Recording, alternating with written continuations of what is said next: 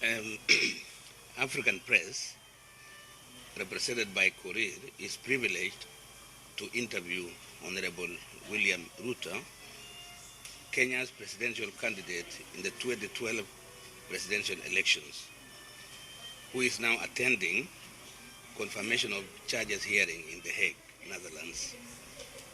Honourable Ruto, you are in The Hague, the ICC, to defend yourself against very serious charges brought against you by Chief Prosecutor Moreno. What can you tell the international audience and the Western world in general about the situation that you find yourself in at the moment, sir? Well, this situation did not come to me as a surprise. This scheme by the prosecutor has been hatched over time. Yes. I have had occasion to present myself to the chief prosecutor at The Hague some time earlier, and the chief prosecutor was not interested in anything I had to say. He has a statutory responsibility under the Rome Statute to investigate both sides of claims. The claims by his witnesses, and whatever we have to say as people who claims have been made against. But through and through, it is very clear that Mr. Ocampo made up his mind a long time ago not to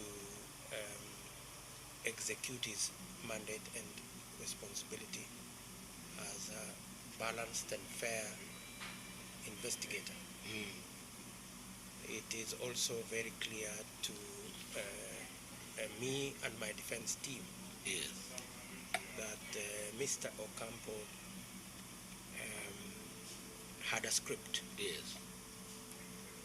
And he looked for people of questionable credibility. He chose people who could be influenced with money and promises of good life in the West if they made certain claims against me.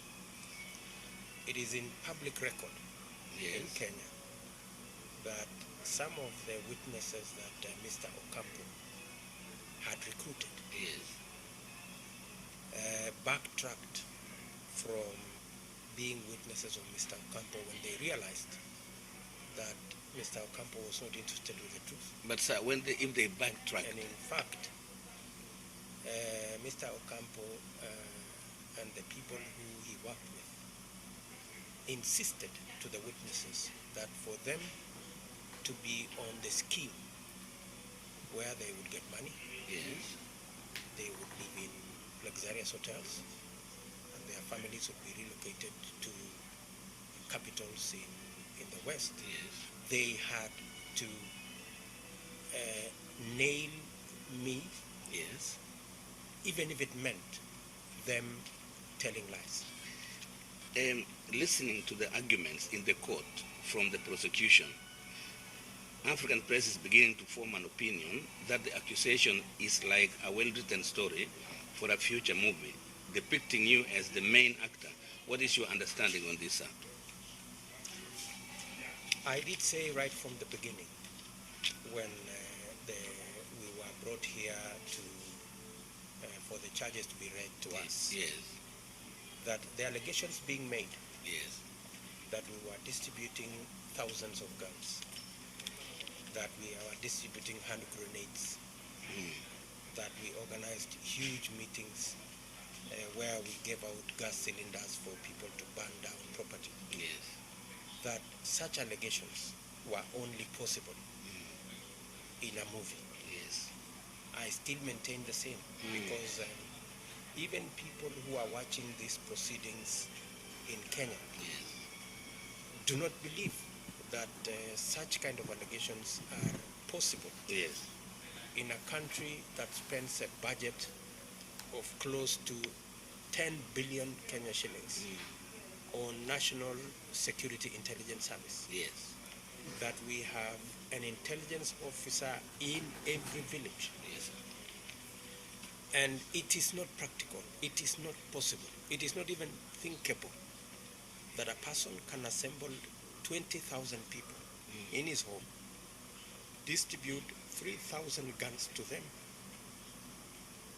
when the government is watching, when the National Security Intelligence Service is watching. 20,000 people, you say? Yes. That's what they claim, 20,000. 20,000 people. When the Criminal Investigation Department is alive, when you have a whole police service with complete with a police post, yes, only 2 kilometers from my house, where I was supposedly giving 20,000 people 3,000 guns. I mean, it's just ridiculous. Yes. In court, your lawyer has described you as a God-fearing man who wishes no man or woman harm. Ocampo, on the other hand, depicts you as a monster with dangerous organizational skills. What is your reaction to this, and what do you want the international community to know about you now that you are going to stand as a presidential candidate for Kenya? Because now the world has got two versions of the same person. That is so contradictory. Well, I guess the people in Kenya have come to know me. I have been in public life for the last almost 20 years. People have come to know what kind of character I am. Yeah. They have come to associate me with a certain type of leadership. And I am not worried at all, yes, that the malicious allegations made by about 3 witnesses, yes, coached and paid by Ocampo, will make any difference, yes, to the perception the people of Kenya and indeed the international community have about me. It is obvious that I have been elected 3 times, yes, to the National Assembly. The last election in 2007 yeah, was significant. In fact, I got the largest number of votes, more than any member of parliament elected in Kenya. Ocampo places you high in the list of those he believes are masterminders of the chaos of 2007-2008. How can this role be attributed to the same Ruto who was chosen to mediate for peace with highly respected international leaders, among them former Secretary General of United Nations Kofi Annan, former President of Tanzania Mr. Mukaba, among others, and this group succeeded to bring peace to Kenya? I think that is a very good question for Ocampo to answer, because if I were the kind of person Ocampo and his few witnesses, coached and paid, are saying I was or I am, how come in the same vein the international community recognized my contribution? Yes, and that's what is very, very interesting to note. To peace in our country. I not only represented the party I belonged, yes, I in fact attended all meetings with members of the international community, yes, the Secretary General of the United States, the Secretary of State of the United States, yes, the President of Uganda, the President of Tanzania, the President of Ghana then, Dr. Kufuor, and many other head of states came to Kenya. I was in the meetings discussing how to get our country. And you are the same person supposed to have been distributing guns, according to Ocampo. Discussing how to get the country out of the mess that was in. And Ocampo, because he was working on a script, yes, which it didn't matter what the witnesses even said. yeah, You remember that in one occasion, not even in one occasion, yes, that there are actually 2 versions of the hierarchy in Ocampo's own script.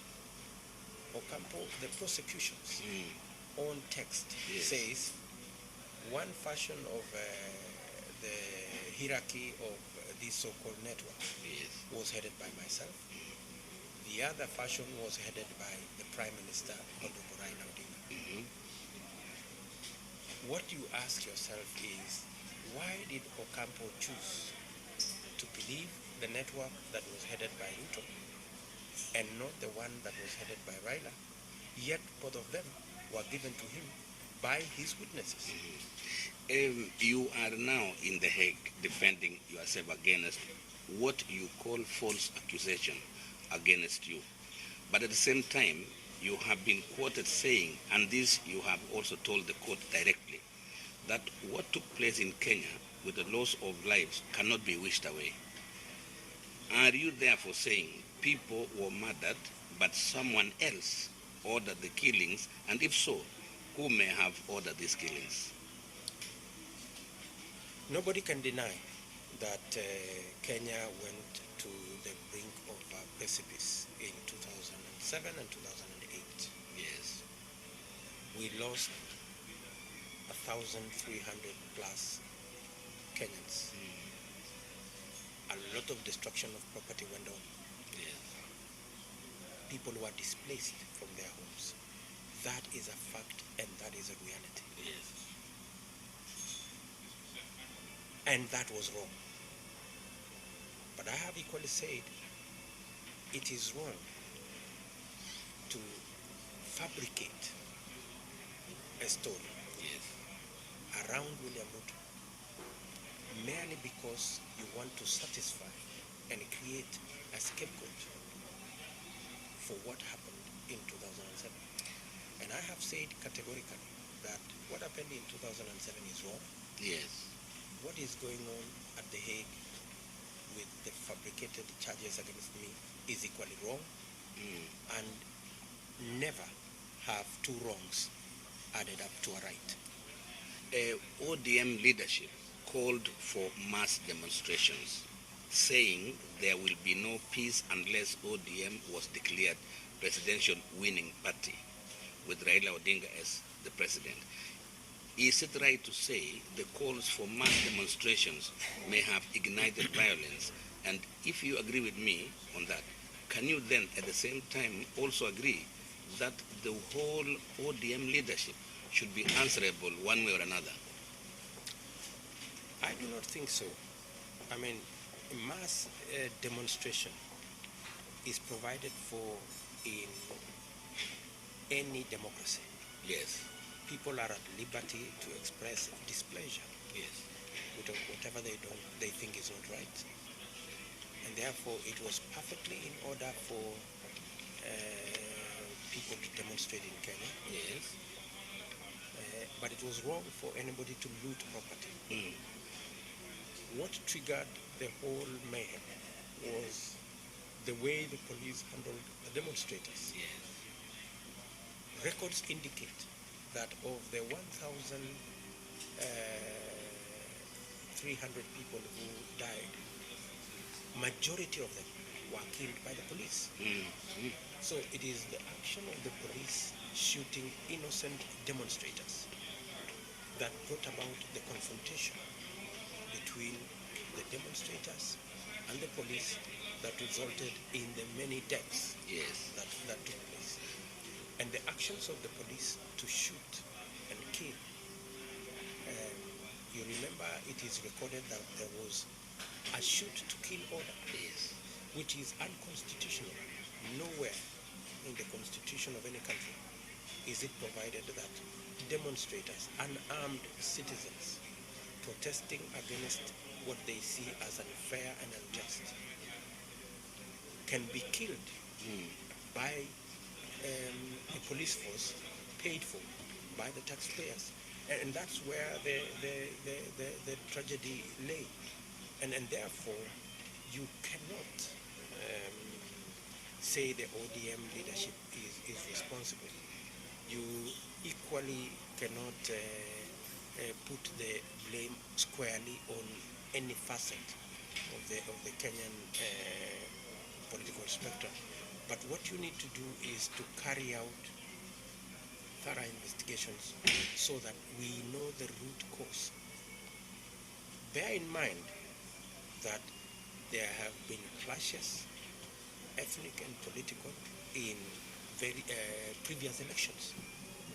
So this was not an exception. In 1992, we had skirmishes. Yes. In 1997, there were incidences. And therefore, these are issues that were documented. And there are reports about them. Sir, you recently lost your ministerial position, and yet you are a good performer both in the Ministry of Agriculture and the Ministry of Higher Education. Those who have actively associated themselves with you have also suffered losing their positions. Like I can quote Honourable Keteru, who lost his assistant minister position. What do you say to this, sir? Well, there is nothing new about this. Yes. The former governments were accused of rewarding mediocrity and sycophancy. Yes. And that the best way to run public affairs was to reward performance, results, and delivery, and merit. Unfortunately, the ODM leadership has chosen the old school of thought, Yes. where it is no longer about merit, it is no longer about performance, Yes. it is no longer about what you can deliver to the people of Kenya, but it is about hero worship. It is about sycophancy, how much you play to the king that you will sustain your position.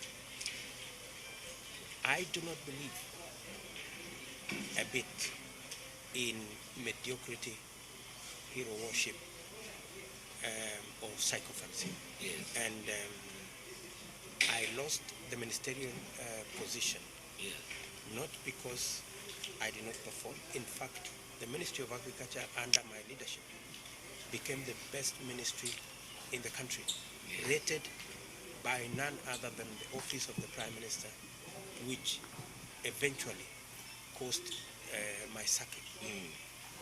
When I ran the Ministry of Higher Education, Yes. it was clear to the people of Kenya. If you ask any ordinary Kenyan about my performance, Yes.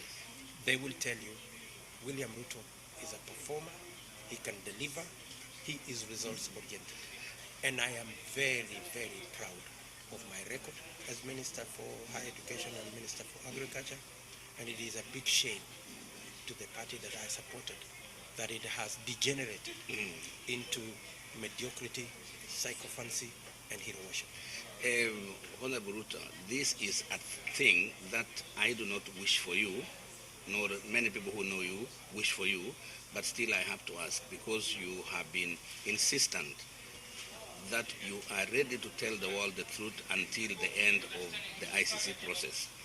If the result of the confirmation of charges hearing were to go against you and you have to stand trial, and as we know, you took the summons positively, and also this is the third time you are in the Hague voluntarily obeying the summons. What if you are to go to trial, will you still continue to appear voluntarily and fight the charges until the end of the trial, or will you stop cooperating? Absolutely, yes. I will continue to honor the summons. I have nothing absolutely to hide. I have no reason whatsoever to run away from the court, because I know if the truth counts for anything, if justice is the benchmark of this court, I will go home and sleep. Finally, and sir. I will come back and ensure that nothing. I know whether it is at this stage or at the trial stage, I will be vindicated and I will go home. One other question is, you have said you are going to stand for for the president.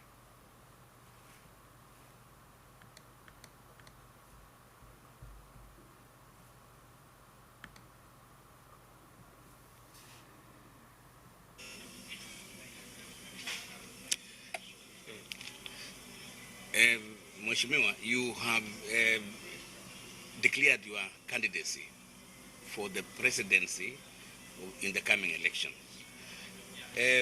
What is your vision, sir, for the country?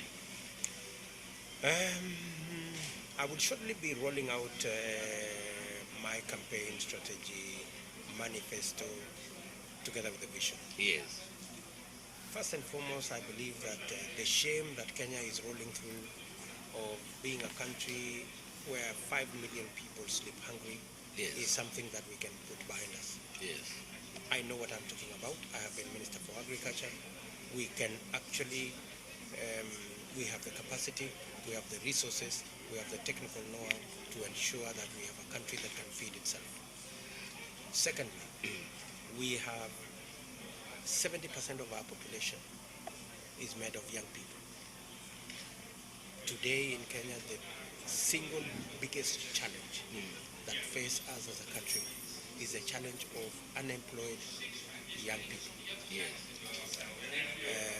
Under my leadership, having developed the necessary mechanisms when I was Minister for Higher Education, I am confident that we can engage the millions of young people who today are a burden to Kenya. We can engage them, use their talent, their knowledge, their expertise in turning around the country so that we can have a country that we can all be proud of. I am very clear that Kenya is a country like no other, that Kenya is a country of tremendous potential. And the challenge, the single biggest challenge that faces Kenya is a leadership that can harness that potential, use it to tackle the challenges of poverty, unemployment, and hunger, and create a country that we can all be proud of. But before you reach that position to become the president of Kenya and do those all good things you have said, first of all, you have to be elected. And then we have the G7 alliance. Many people are debating now, maybe it will not last in unity before the elections come. And also one interesting thing we would like to know is if it lasts and decides to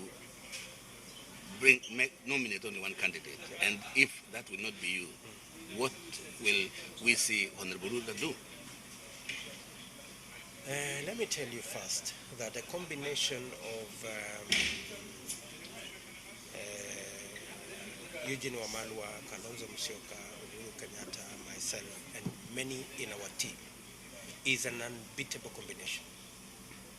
Yes. I mean, it's a foregone conclusion that we know what stakes are there. Yes. We know where we are as a country. Yes. We are aware that it is only a team that can assemble the necessary energy and the necessary mechanism to be able to create a stable government. Yes. And that is why we have made a conscious decision that we are going to work together. Yes. The big team that we are.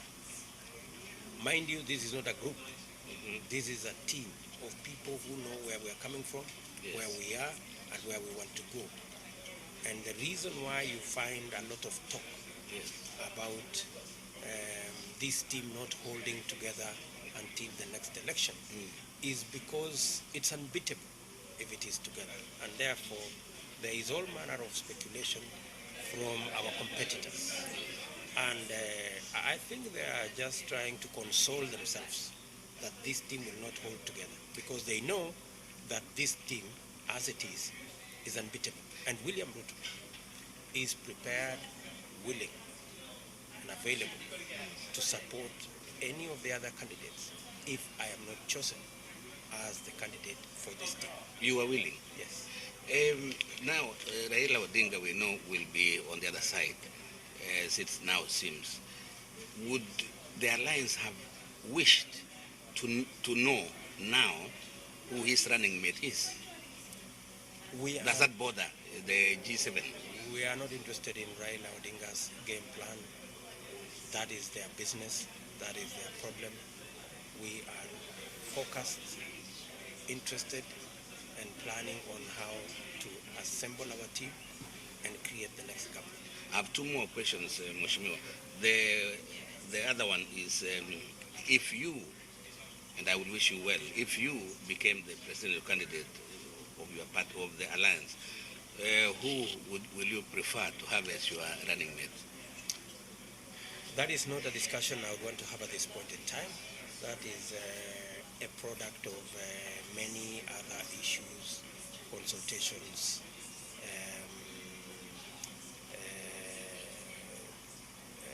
and a whole set of realignment in the alliance that would come about once we are through the nomination process that we intend to subject all of us in the alliance. Finally, sir, being a leader, I'm sure you are concerned with the country's economy. And the country's economy progresses if people are paying taxes. What do you, members of parliament, you are also a member of parliament, have refused to pay taxes. And then we saw recently that the Prime Minister and the Vice President, they adhere to the rules when the Kenyans say they should pay taxes and went and started paying millions. What is your comment to that last question? All Kenyans must pay taxes, including members of parliament. The members of parliament are discussing with the Kenyan Revenue Authority on how they are going to pay their part of taxes. I think what the Prime Minister and the President and the Vice President and everybody else was going to pay tax. These are just publicity stunts. Every Kenyan, including members of parliament, must pay tax. And I am prepared. I have told the Kenya Revenue Authority to deduct taxes from my salary because it is a constitutional requirement. Thank you, Honourable Ruto, for giving us this interview. Thank you very much. And ours is only to wish you good luck and may the truth prevail. We also wish you well during your campaign for the presidency of the Republic of Kenya. Thank you very much. Thank you very much.